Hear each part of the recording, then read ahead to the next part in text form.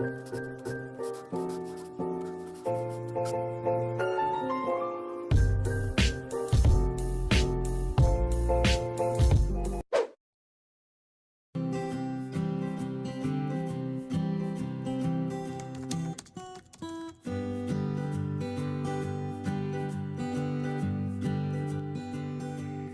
semua, sebelum kita memulai penjelasan dari isi video ini, apa ada yang tahu apa itu perencanaan dan administrasi pembangunan? Jadi, perencanaan dapat didefinisikan sebagai keseluruhan proses pemikiran dan penentuan secara matang daripada hal-hal yang akan dikerjakan di masa yang akan datang dalam rangka pencapaian tujuan yang telah ditentukan. Sedangkan definisi administrasi pembangunan menurut beberapa ahli sebagai berikut. Menurut Mustofa Dijaja 1976, administrasi pembangunan adalah ilmu dan seni tentang pembangunan suatu sistem administrasi negara dilakukan sehingga sistem administrasi tersebut mampu menyelenggarakan berbagai fungsi umum pemerintah dan pembangunan secara efisien dan efektif. Menurut J.B. Kristadi 1998, administrasi pembangunan adalah administrasi negara yang mampu mendorong ke arah proses perubahan, pembaharuan, dan penyesuaian serta pendukung suatu perencanaan. Menurut Sondang P. Siagian tahun 1982, administrasi pembangunan adalah seluruh usaha yang dilakukan oleh suatu masyarakat untuk memperbaiki tata kehidupan dalam rangka usaha pencapaian tujuan yang telah ditentukan sebelumnya.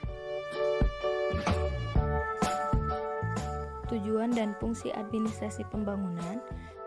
Menurut Bintaro, Tjokromidjojo, terdapat 4 fungsi utama administrasi pembangunan, di antaranya yaitu 1. Kepemimpinan administratif, yang pertama ada kepemimpinan inovatif, yang kedua administrator pembangunan, dan yang kedua pendayagunaan kelembagaan. Organisasi-organisasi pemerintahan diupayakan untuk melaksanakan dan meningkatkan pembangunan.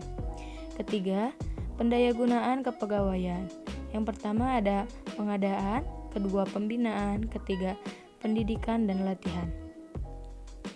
Keempat, pendayagunaan ketatalaksanaan. Jika dihubungkan dengan organisasi, maka disebut dengan masalah organisasi dan tata laksana termasuk prosedur dan tata kerja. Tipe model perencanaan pembangunan. Yang pertama, model agregat adalah tipe model perencanaan yang paling sederhana. Model agregat berhubungan dengan perekonomian secara keseluruhan dan menyangkut komponen-komponen agregat seperti konsumsi, produksi, investasi, tabungan, ekspor, impor, dan lain-lain. Yang kedua, perencanaan sektoral adalah perencanaan yang dilakukan dengan pendekatan berdasarkan sektor. Yang dimaksud dengan sektor adalah kumpulan dari kegiatan-kegiatan atau program yang mempunyai persamaan ciri-ciri serta tujuannya. Yang ketiga, penilaian proyek dan analisis manfaat biaya sosial. Model pertumbuhan makro menyusun strategi yang luas yang bila disertai dengan analisis output-input akan pelaksanaan upaya pemenuhan target sektoral domestik secara konsisten. Yang keempat, model pendekatan antar industri adalah pendekatan terhadap perencanaan, yaitu model antar industri di mana dari kegiatan seluruh sektor ekonomi yang produktif yang saling berkaitan satu sama lain.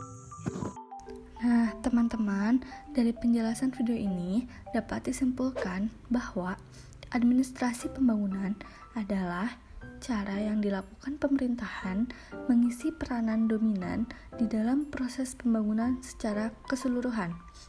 Ini meliputi prosedur-prosedur teknis dan pengaturan organisasi yang dilakukan pemerintahan dalam mencapai tujuan pembangunan. Nah, dari sini kalian sudah tahu kan apa itu perencanaan dan administrasi pembangunan. Semoga video ini dapat menambah wawasan kalian tentang perencanaan dan administrasi pembangunan.